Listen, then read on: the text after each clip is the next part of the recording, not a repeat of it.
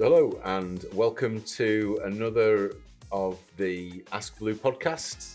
Here today with Mark Thomson from Zebra. Hi, Mark. Hi, good morning. Good to see you again.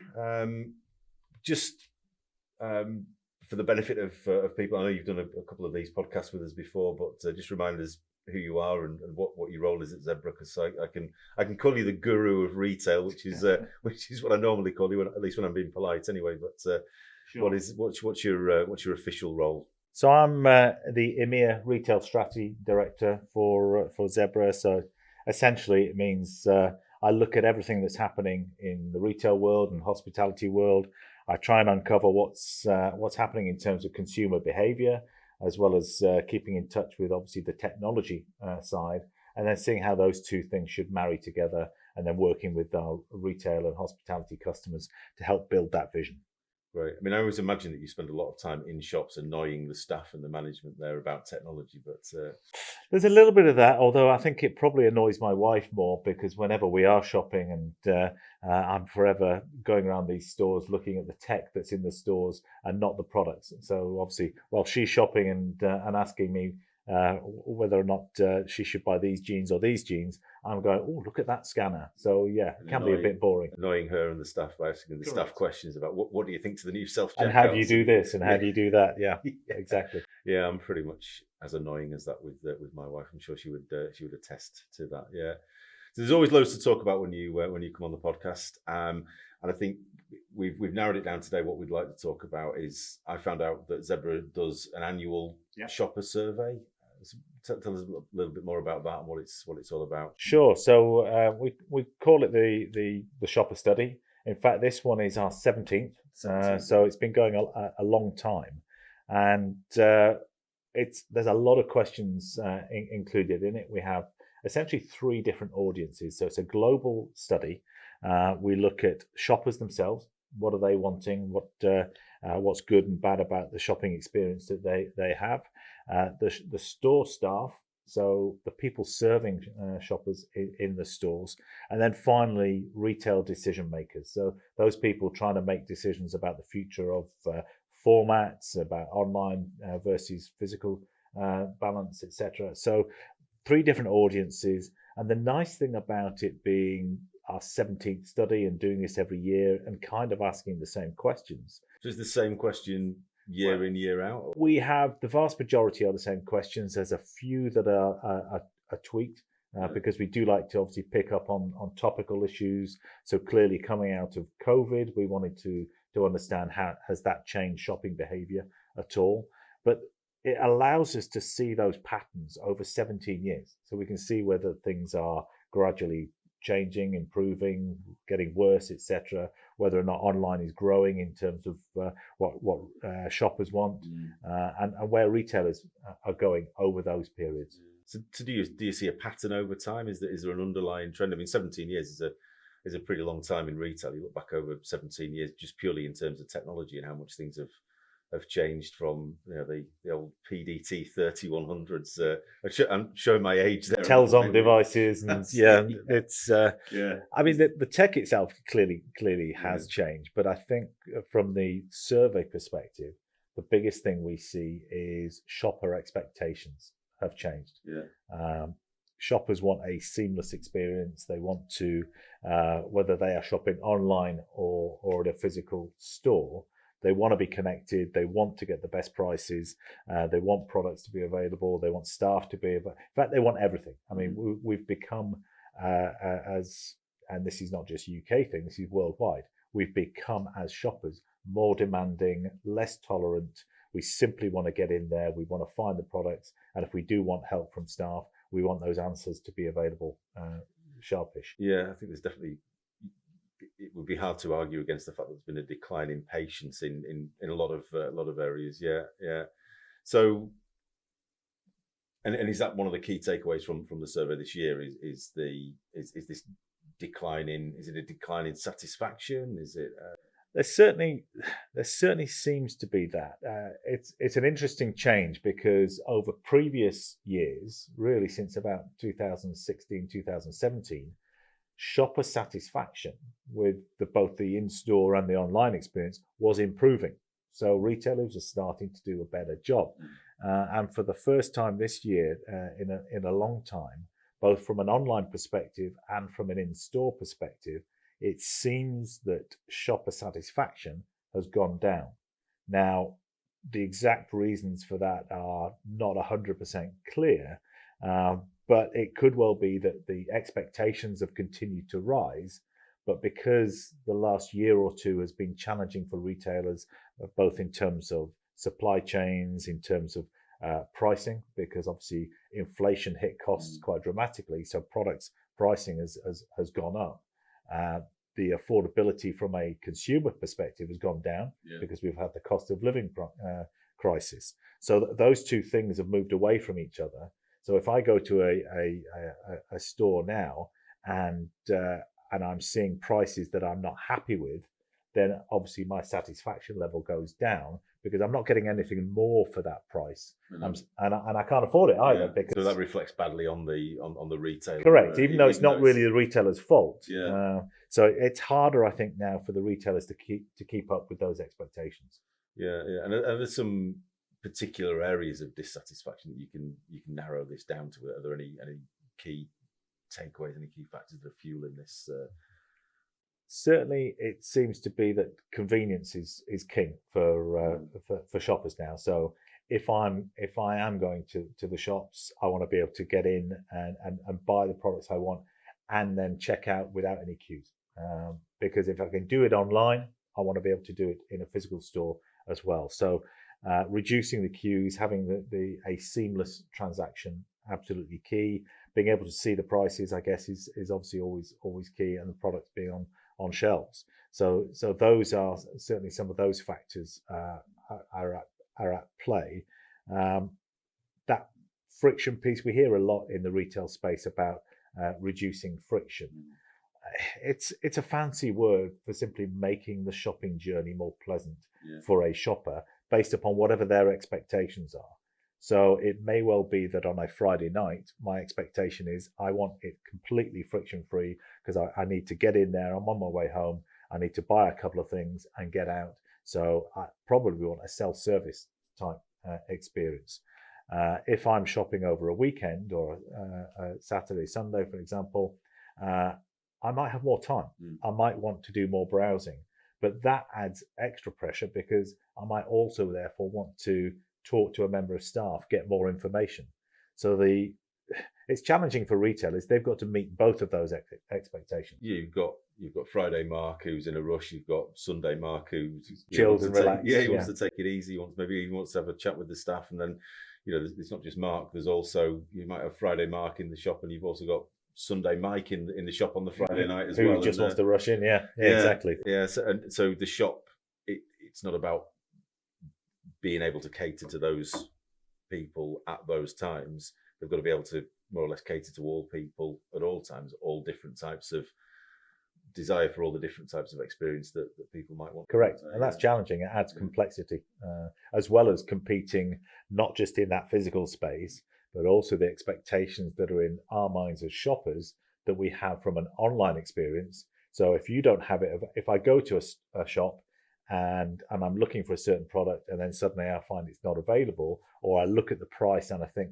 that's more expensive than I was expecting, then I might look online. Yeah. So the physical stores are competing with online stores all the time, both in terms of pricing, availability, even experience. And I guess it's easier for online to compete in those areas, isn't it? Those are the strengths of online. It's cheap and it's more readily available than realistically it can ever be in any one given store. You can hold way more products in an online world because essentially you're probably holding them in your own warehouse, or even you're just being a front for suppliers. So you can have a lot more product availability in that sense than a physical store, which is constrained by its four walls and whatever stockroom you might have out the back. So you don't have the same supply chain issues in an online environment.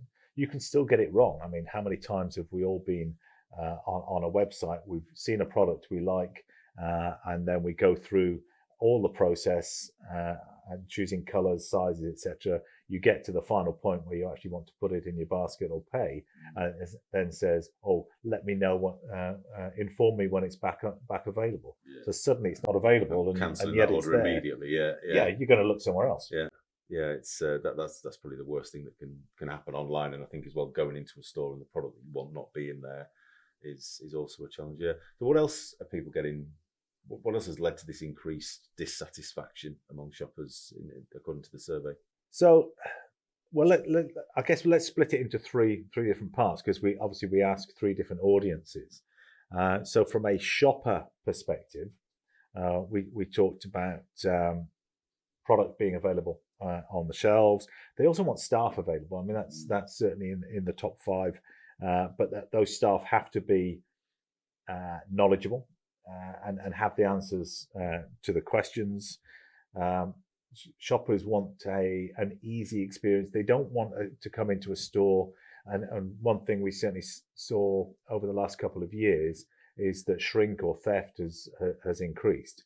So a reaction from retailers has, in some cases, particularly in the US, has been to lock up products behind perspex or glass doors. Yeah. So you then have to call upon a member of staff, if you can find one, to open those, to be able to hand you the product, and then you can go off and queue to pay for it. That doesn't sound entirely frictionless to me. Exactly. It's gone the opposite way. And maybe that's why this gap, another reason why this gap has widened, because stores are busily trying to reduce the shrink, and that focus on shrink has actually caused more friction, which therefore causes a less satisfaction from a shopper experience.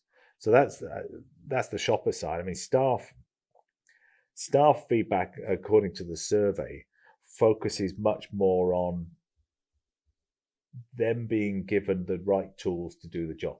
Yeah. They see the job now as more complex than it's ever been, and I guess that's because maybe there's less of them, because retailers trying to keep costs down as much as possible. And staff are becoming increasingly expensive, I think. And staff are more expensive, particularly in the UK. If we look at the rise in minimum wages over the last 4 or 5 years, it's pretty significant. Yeah. So obviously, the US as well. California, I think, has got a minimum wage of close to $20 an hour. Yeah, now. It's all gone up. Yeah, it's gone up throughout Europe as well. So there's legislation affecting that, and we know obviously from the recent budget that national insurance for the UK for employees has gone up. So again, more pressure on the cost of employing staff. So retailers are really focusing on how many staff do I actually need? What can I automate? And then the staff that remain, try to make them as productive as possible, which basically means cutting out waste, making sure they're doing exactly the right tasks. But if you go too far and make them too operational, as in stocking shelves or managing returns or taking deliveries back of store, etc., then the danger is they have less time to engage with customers, which then can have another negative impact on the customer experience. So I think retailers, it's a very difficult but a very fine balance as to how do I make staff productive in a way that staff enjoy it. Can I bring in gamification? But the staff feedback is certainly, give me the right technology to do the job and to make the job as easy as possible.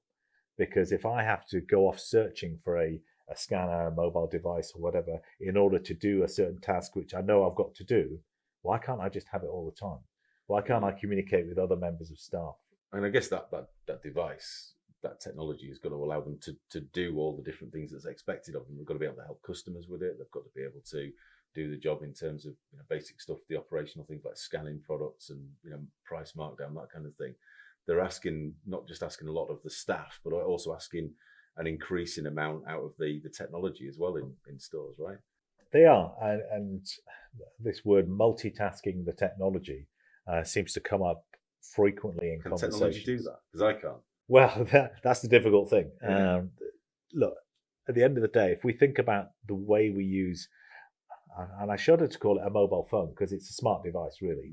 And in fact, the phoning is probably one of the least used apps on my phone. The phone, yeah, exactly. So it's a communication device. It's a window onto knowledge and information. So whenever I want to look something up, any information about something, I use my phone to do that. If I want to get somewhere, I use my phone to navigate to somewhere. So all of these things in our domestic life, we do through our mobile device. We are used to doing that. And I think that's part of why staff are dissatisfied or frustrated when they come into work and they're not given that same level of technology. Not a level playing field with the people that are the shoppers in the store have got access to better technology than the They do. I mean, do. look, we're the same.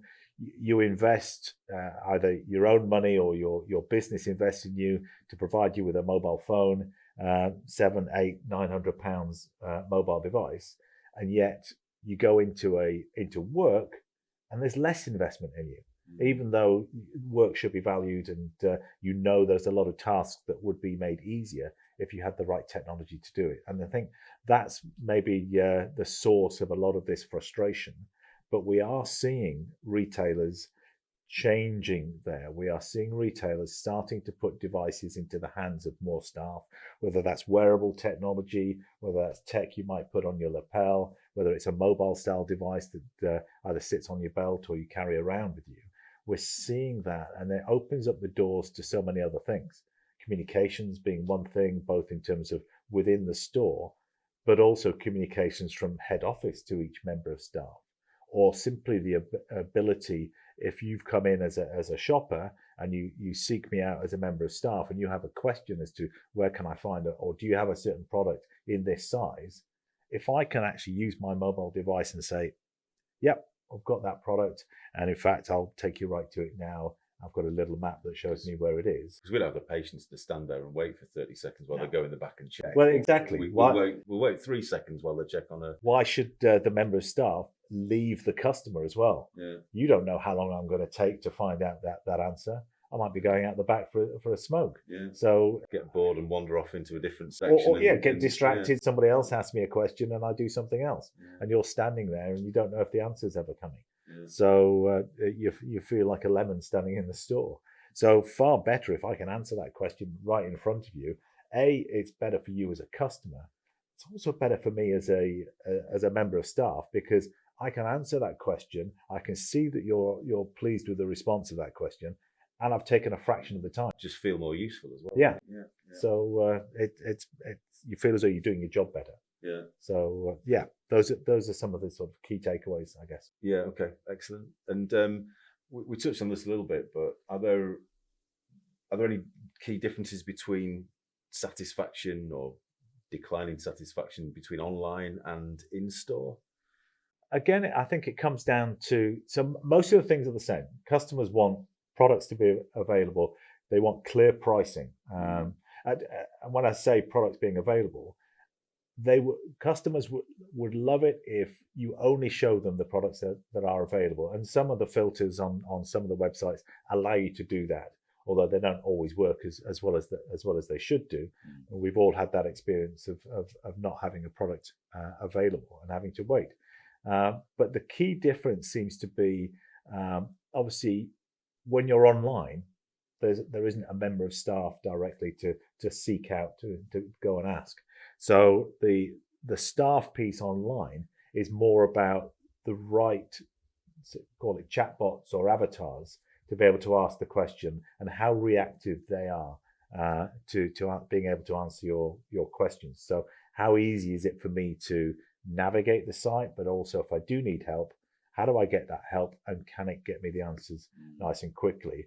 It's similar problems, really, isn't it? It's just a different way of tackling those problems. And I guess it's all retail. Yeah, I suppose the thing is as well, people's expectations have increased because of the experience they get online. They really want the best of both worlds. They want that immediate availability of everything that you get online in a physical shop. They want the fact that to press a button and somebody appears next to them saying, "How can I help you?" Even if it's not a person, it's just a bot online maybe. But I suppose it's that melding of those expectations between online and in store that is just making retailers' lives increasingly complex and difficult, isn't it? Correct. And it doesn't get any easier because the tech itself keeps changing. So none of us can avoid the hype that has been around AI, particularly generative AI, over the last 18 months. So when it comes to chatbots, for example, on the online piece, there's certainly an expectation that generative AI will be able to help massively there, to have access to all the information, so that when I, as a customer, ask a question, it feeds me, it faces me with the right answer very, very quickly, and I can tweak that answer by asking it another couple of questions. So far better than it used to be. And we actually see a future where that should also be applied to staff in store, because it's not just about the physical technology, the ability to have a mobile device or a tablet. It's what those things are going to do for you as a member of staff. How easy are they to interact with? So can I simply pick up a mobile device? You've asked me a question, I pick up a mobile device, and rather than having to look down at the device and start typing things in there, simply to be able to talk to the device and go, hey, Zebra, do we have tahini, or do we have this product in stock, and where is it? And it will come back and tell me pretty much immediately, yes, we have 2 types in stock. This is our most popular, but this one is on special offer, and this is where it's located. So suddenly that generative AI experience is now being used to enhance the skill set, if you like, of that member of staff, to give you as a customer a far better experience and a faster answer. Yeah. One follow-up question, Mark. What's tahini? That's a really good question. Isn't it some sort of peanut sauce? That sounds convincing to me. Yeah, yeah. Yeah, and I think another really interesting thing about that, which came out of the survey, is that there's a quote there which I really liked, saying, today's shoppers expect a seamless blend of physical and digital experiences where every interaction feels connected and effortless. Sounds like a utopian shop to me. Are there actually any good examples of this that you can refer to, Mark? There are. I mean, there's a lot of examples, and when it comes to technology should be seamless in itself in the background. Technology is a way of making these things happen. It shouldn't be about the technology itself. So there was earlier this year a large DIY retailer in the US that came to us with a challenge. They'd realized, again, they have the same challenges about finding the right amount of staff, the cost of staff, etc. But the fact that customers, particularly in the paint aisle, wanted assistance. But do you put a member of staff? The paint aisle of a DIY store is the most deserted area on the face of the planet. When it comes to staff, yeah. But it's where most of the questions arise, because how do I get this color or match that color, or does that go on that particular surface? Is it for wood, metal, plasterboard, etc.? How do I prepare something? So in order to do particularly those interactions, and the paint matching, for example, what they wanted was not additional members of staff, because that's kind of wasteful. And customers are used to interactive technology. They would do it online in this way anyway. So to put a kiosk screen in those areas where customers can actually then use the kiosk screen to interact and get the responses they need. And it was really that sort of, as a driver, that caused us to create our new range of KC50 kiosk screens, which are adaptable for all of those types of situations. So we were talking before about putting the right technology in the hands of the staff, but this is actually then giving the right technology also further into the hands of the consumers as well, isn't it? It is, themselves can go and find out the information they need. And we're all quite happy these days with the self-service. And in fact, one of the things we find is some people prefer self-service to interacting with a person. That seems to have increased post-COVID. Guilty, I would say. There you go. In that case, yeah. I think sometimes it's just you. It's about admitting I don't know something, and I think for certain demographics, it's very difficult to say I don't know this. But if I'm given the means of going and finding that out for myself, then I'll definitely take advantage of that technology, whether it's on my phone or whether it's and as you say, particularly self-service, whether it's for paying for stuff or just for finding information, people, I think, are just much more adept at Well, using that. you sound like me, Richard, that you'd rather drive 10 miles in the wrong direction rather than ask somebody what the right direction is. That's how I got here today. Yeah. Yeah. So, any other good examples of where that self-service technology is used in stores to help people to bring them towards the right product? Or Yeah, I guess. Look, I'll give two different examples from different sectors. So if you think about hospitality, I travel a lot, stay in a lot of hotels, and in this day and age, it still frustrates me that having pre-booked a hotel, so they've got my details, they've got my credit card number, etc. They know who I am, they know what time I'm expected, and yet when I go to the check-in desk, they're asking me multiple questions, and even after they've got all of that information, they still seem to spend between 5 and 10 minutes clicking on the keyboard. What they're looking at, I don't know, but it's a really frustrating experience because you think you should know what rooms are available and who I am, and therefore allocate a room as quick as possible. One of my favorite hotel chains is a Dutch group called Citizen M Hotels, and they have a bank of self check-in machines. So I'm able to go to those, simply start to type my name. It then says, are you Mark Thomson? Yes. Your room has been allocated as room 241. Take a key and and it will encode it for me.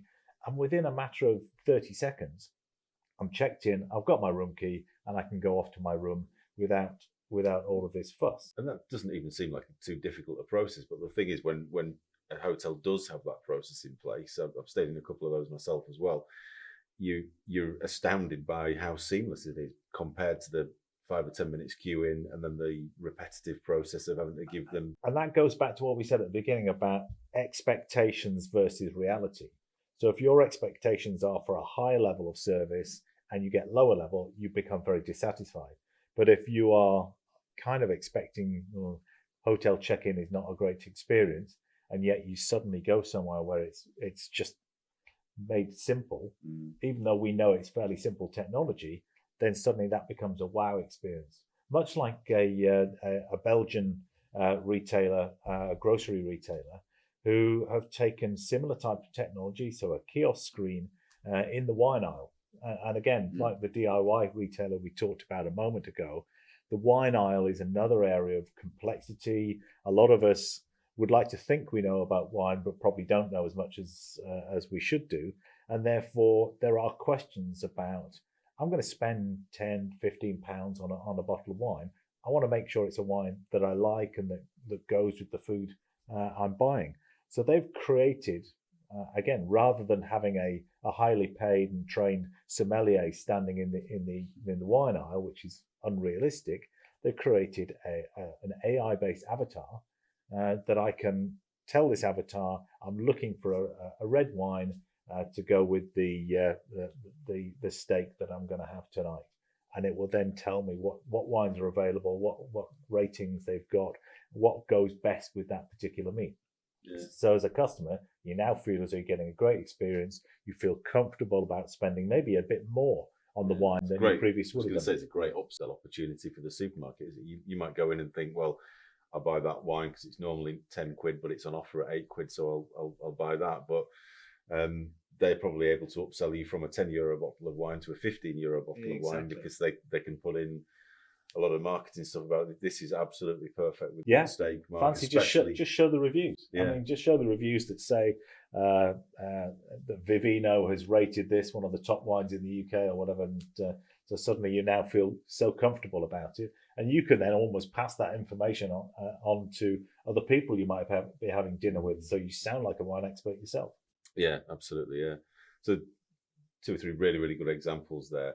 Are there any horror stories, any examples where retailers are just completely missing the mark?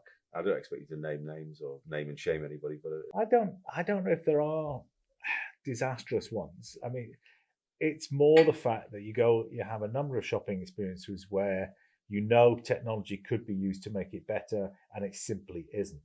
And whether that's at the checkout, so you've now got a queue at the checkout, and you think this could be done if they only had some self checkouts that I could use, or if there are no staff available, or if the staff you do meet don't have access to the right information.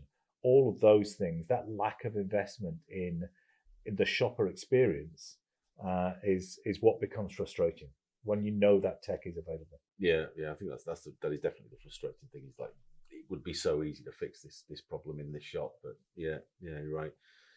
And one of the other things I thought was really interesting coming out of the survey was the differences between the generations, shoppers looking for different personalized retail experience, and it was there was an interesting statistic in there that in terms of the expectations by generation for personalization in retail. So very high among Gen Z, which is 18 plus, is currently at 79%, down to Generation X, 74%, Boomers, 75%. Weirdly, Boomers were had a higher expectation of personalization. There's not much in it. I mean, it's all fairly consistent. I think there's an average of 76% across the board of shoppers expecting It's interesting, isn't it? I mean, 76%, which is, as you say, it's quite high, of shoppers want a personalized experience, which tells me that in order to get personalized, you've got to give some information across. And that ties into some other facts that we've seen about the rise of loyalty schemes. So these went quiet a bit 5-10 years ago, but in the last 2 years, we've seen an increase in the number of loyalty schemes. You've seen Marks and Spencer's put out Sparks loyalty. You've seen Asda and Morrison's now have loyalty schemes effectively. And that is starting to allow them to get to know shoppers as individuals, build a profile on those shoppers. And from a shopper point of view, the return that we want is a personalized experience, is offers on the products that I want to actually buy, not you trying to upsell, cross-sell me to things that I'll never buy. And there's a reason I never buy them, because I don't need them or don't like them. So give me offers on things that I actually want to buy. And that's where shoppers are seeing this personalized experience. Absolutely. Okay. So there's a lot of, as we said earlier, there's a lot of demands being placed on retailers and by these increasingly demanding consumers. Us, basically. We are a very demanding bunch. So difficult for them to navigate that. But what should the ideal store look like? It's got to focus on the customer journey. And usually, in fact, I look at 3 different journeys. One is the customer journey, of course, and how do we reduce friction? How do we make that journey meet the expectations of the shoppers themselves? The second thing is the staff journey, because they overlap with the customer journey really, because the staff are there putting the products on the shelf. The staff are there answering customer questions. The staff are there helping the shoppers to check out. So they are key to that shopper journey, to reducing that friction. So if we can ensure that staff have the right technology to do all of their operational tasks as simply as possible, and that technology is available, whether it's RFID to count and to make sure that the right stock is available, whether it's touchscreen kiosks to allow customers and staff to self-serve in certain areas. All the tech is available, including mobile tech, as we've mentioned before, in the hands of staff. So it's about getting that into the stores in the right balance, so that journey, those ideal journeys, can actually happen. I think some retailers sometimes struggle to really understand what is the journey we're trying to aim for, and therefore fail to justify or build a business case for the right technology to deliver that journey, because they haven't defined the journey. They're focusing maybe too much on the tech and what's the cost of the tech, as opposed to what's the outcome we're looking for. Absolutely. Yeah. I mean, I suppose that with retailers' margins being squeezed, you probably see less and less of technology for technology's sake. But I do think as well, it's if you understand what it is that your shoppers are demanding, then at least you're able to put the right technology in the hands of the staff at the right place in the store, or give the consumers the access to the technology that they're looking for. Yeah, and I know Zebra's brought out quite a lot of new technology, constantly evolving product range that you have there. Any highlights from that you want to spotlight a little bit in terms of what Zebra's doing to help retailers to respond in terms of technology to the demands that they're placed under? Uh, Look, we're always investing and innovating in technology. We spend a lot of money on research and development. Things like the survey help us guide some of that direction. So, in the last 12 months, we've launched a new set of kiosks, so 22 and 15-inch touchscreen interactive kiosks for both self-service, but the growing need for points of digital interaction in physical stores. We've launched more mobile devices, so we have a wider range of mobile devices now than we've ever had, including new scan and go devices. So when you use scan and go in your local grocery store, those devices now have bigger screens. They can monitor location if the retailer wants to be able to serve you up with promotions and offers based upon the location. That personalized experience we talked about before, bringing it a little bit closer to the online experience as well. Exactly. How do we bringing those things together? So we're constantly developing new technologies that do that, as well as management tools. I guess from a retailer point of view, if you're going to put more devices out there, more technology into your stores, how do I manage them from the center? How do I understand what I've got, and how do I optimize the productivity not just of the staff but also the tools and technology that I've got out there? Absolutely. Well, there's loads of really useful information in the survey about those market trends that are driving these technological developments. Yes. If people want to take a look at the survey for themselves, can they find that? Yeah, it's a publicly available survey. Simply go to the zebra.com website, look at the retail pages, or go up to the search bar on that and have a look. Make sure you're looking for the 17th shopper study, and you'll get access to it there. Excellent. Well, thanks for the insight into what we can expect with that. And as always, it's really enjoyable chatting to you. Thanks ever so much for coming into the podcast studio today. And yeah, look forward to catching up with you again soon. Thanks for listening to this latest installment of the Ask Blue podcast. And we'll see you again really soon. Thanks.